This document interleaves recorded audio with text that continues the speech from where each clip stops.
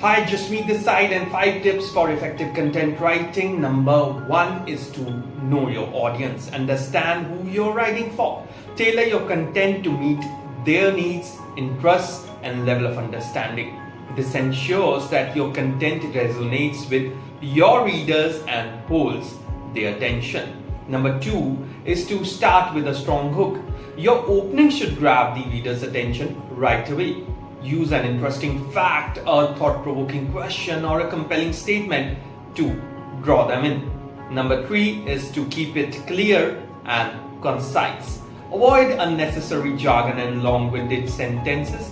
Aim for clarity and brevity, making sure your message is easy to understand and to the point.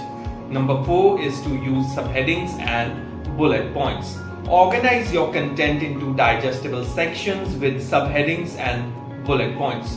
This makes it easier for readers to skim and find the information they are looking for. And last but not the least is include a call to action.